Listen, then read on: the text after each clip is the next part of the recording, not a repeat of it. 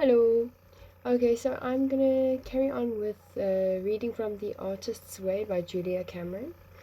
I hope to keep this one super short. Yeah, we're at the next section, and that's basically called Reading Deprivation. Okay, let's go. If you feel stuck in your life or in your art, few jump starts are more effective than a week of reading deprivation. No reading? That's right, no reading. For most artists, words are like tiny tranquilizers. We have a daily quota of media chat that we swallow up. Like greasy food, it clogs our system. Too much of it, and we feel, yes, fried. It is a paradox that by emptying our lives of distractions, we are actually filling the well. Without distractions, we are once again thrust into the sensory world. With no newspaper to shield us, a train becomes a viewing gallery. With no novel to sink into and no television to numb us out, an evening becomes a vast savannah in which furniture and other assumptions get rearranged. Reading deprivation casts us into our inner silence, a space some of us begin to immediately fill with new words, long gossipy conversations, television binging, the radio as a constant chatty companion. We often cannot hear our own inner voice, the voice that is the voice of our artist's inspiration above the static. In practicing reading deprivation, we need to cast a watchful eye on these other pollutants, they poison the well. If we monitor the inflow and keep it to a minimum, we will be rewarded for our reading deprivation with embarrassing speed. Our reward will be a new outflow. Our art, our own thoughts and feelings will begin to nudge aside the sludge of blockage, to loosen it and move it upward and outward until once again our well is running freely. Reading deprivation is a very powerful tool and a very frightening one. Even thinking about it can bring up enormous rage. For most blocked creatives, reading is an addiction. We gobble the words of others rather than digest our own thoughts and feelings, rather than cook up something of our own. In my teaching, the week that I assign reading deprivation is always a tough one. I go to the podium knowing that I will be the enemy. I break the news that we won't be reading, and then I brace myself for the waves of antagonism and sarcasm that follow. A quote by Brenda Euland: "We are always doing something, talking, reading, listening to the radio, planning what next. The mind is kept naggingly busy on some easy, unimportant external thing all day." A quote by Theodore Roethke: "In a dark time, the eye begins to see."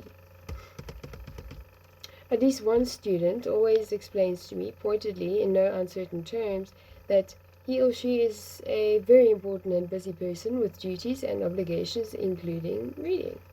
This information is inevitably relayed in a withering tone that implies I am an idiot child, like an autistic flake, unable to grasp the complexities of an adult's life. I just listen. When the rage has been vented, when all the assigned reading for the college courses and jobs have been mentioned, I point out that I have had jobs and I have gone to college, and that my experience I had many times wriggled out of reading for a week due to procrastination. As blocked creators, we can be very creative at wriggling out of things. I ask my class to return to their creativity, to wriggling, not to reading. But what will we do comes next. Here is a brief list of some things that people do when they are not reading. Even at the safe remove of a written word, I can feel the shock waves of antagonism about trying this tool. I will tell you that those who have most resisted it have come back the most smugly rewarded for having done it. The nasty bottom line is, sooner or later, if you are not reading, you will run out of work and be forced to play. You'll light some incense or put on an old jazz record or paint a shelf turquoise, and then you will feel not just better, but actually a little bit excited. Don't read, and if you think of anything else to do, cha-cha. Oh, that's reference to salsa. Yes, you can read and do this week's tasks. Oh, Jay, thank you. Uh, okay. The tasks. Number 1, environment. Describe your ideal environment. Town, country, swank, cozy. 1 paragraph, 1 image, drawn or clipped, that conveys this. What's your favorite season and why?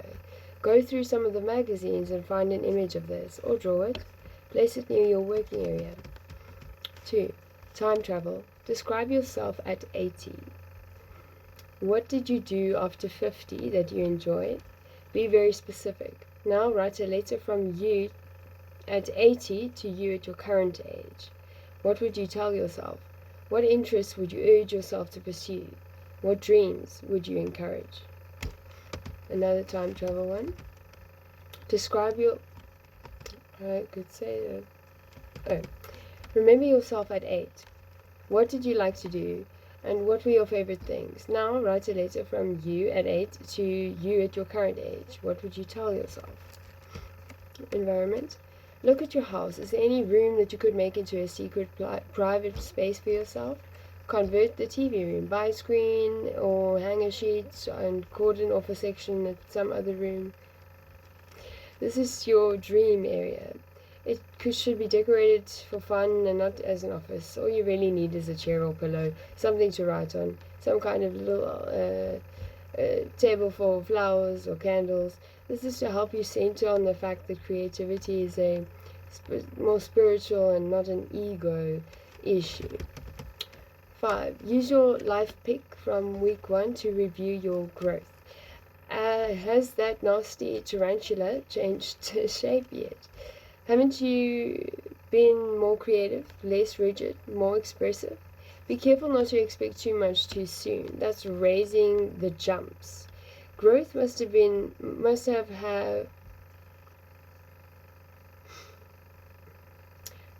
have time to solidify into health. 1 day at a time. You are building the habit patterns of a healthy artist. Easy does do it.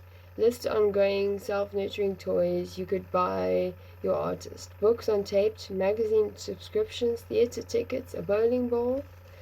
That's pretty random. From Meister Eckhart. When the soul wishes to experience something, she throws an image of the experience out before her and enters into her own image. That's gorgeous. That is gorgeous. That's really... how about I read that again? When the soul wishes to experience something, she throws an image of the experience out before her and enters into her own image. Meister Eckhart. Michelle Shee. I learned that the real creator was my inner self, the Shakti. That desire to do something is God inside talking to us. Okay. Number 6, write your own artist's prayer. Use it every day for the week. 7, an extended artist date. Plan a small vacation for yourself, 1 weekend day. Get ready to execute it. 8, pen your closet. Throw out or hand in or donate 1 low self-worth outfit. You know the outfit. Make space for the new. 9, look at the situation in your life that you feel you should change but haven't yet. What is the payoff for you in staying stuck? Who says... Okay. 10, if you break your reading deprivation, write about how you did it. In a tantrum, a slip-up, a binge, how do you feel about it and why? And then suggested check-in. 1, how many days this week did you do your morning pages? And how was that experience? Did you do your artist date this week? What did you do and how did you feel? Did you experience any synchronicity this week? What was it? Yes, that's been happening a lot. Sure. 4, were there any other issues this week that you consider significant for your artist recovery? Describe them. Okay, short and sweet. So,